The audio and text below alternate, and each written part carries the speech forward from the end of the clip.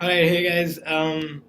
So you know, first of all, this is my first LinkedIn video, and I wanted to talk about this cool topic about how to find your blog niche, and it kind of came out of the whole process of. So I started a blog about 2 years back, just like so many other people in different industries, how they're starting their own personal blogs to kind of invest in personal branding. And while I was kind of creating and crafting my subscriber page and the copy for it, I realized that my blog never had a theme. I used to just share whatever came to my head. And now if you tell anybody you meet, let's say you meet someone at a conference or through some connection or whatever way you meet them, and you're like, a nobody like me has a nobody blog where I share my own thoughts. How many people do you think will come to read that blog? You know, as I've seen it myself, nobody comes in there. So that's why one of the most powerful advices someone has one of the most powerful advice someone has given to me is really identifying your blog niche. And but if you're writing all of your thoughts, how do you identify what niche your blog should be in? So I kind of figured out a way. It's super simple, 3 steps.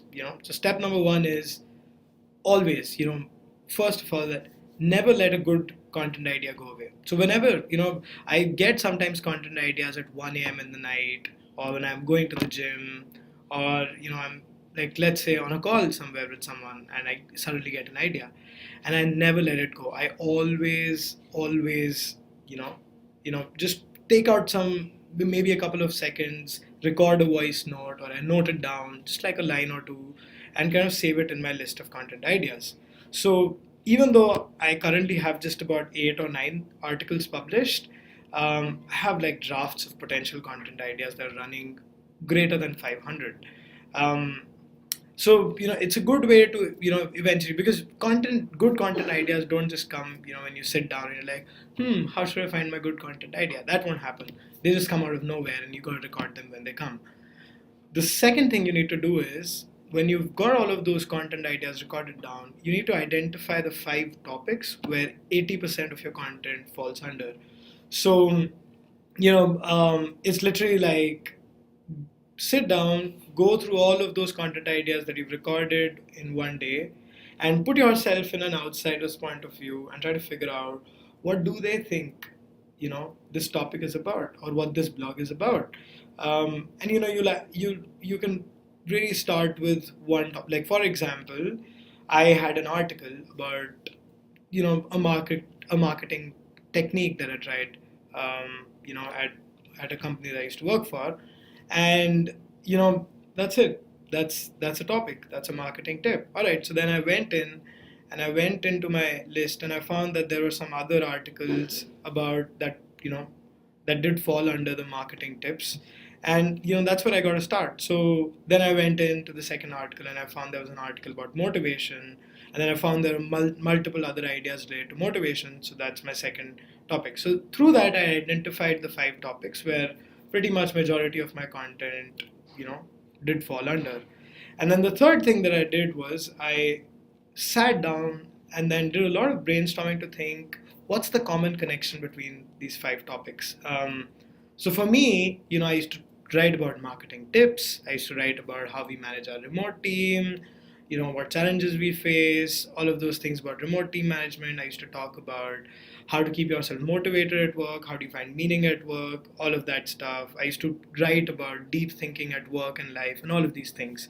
And through this, you know all of these topics, I found the connection that remote marketing teams is kind of the niche that I have the most experience in, and that's where most of my ideas come.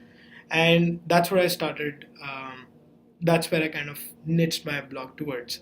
Um, and it has been so powerful for me, because since the day I've kind of niched this blog to this particular theme, I've got more consulting offers than I ever did before. I've now got like a subscriber list of 300 plus founders. All of these people receive an email from me once a day, and it's all about my experiences related with remote marketing teams.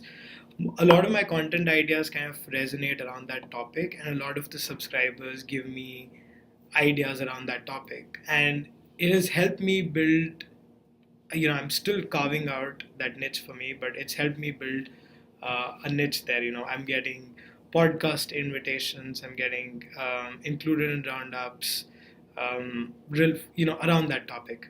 And just think of it this way, right? Like, I'm a marketer, specifically in the SaaS world, and there are so many marketers, SaaS marketers, who have their own blogs who talk about SaaS marketing.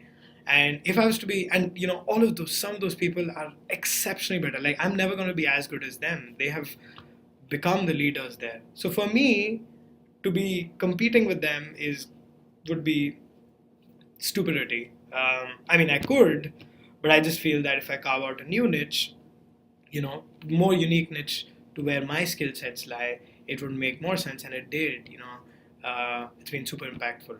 So, I just want to share that if it helps you, if you're building your blog and you're trying to identify a blog niche, hopefully these three steps would help you. I'm always there. You can always reach out to me. I can help you build that. And yeah, thanks for listening to my first LinkedIn video. All right, see you.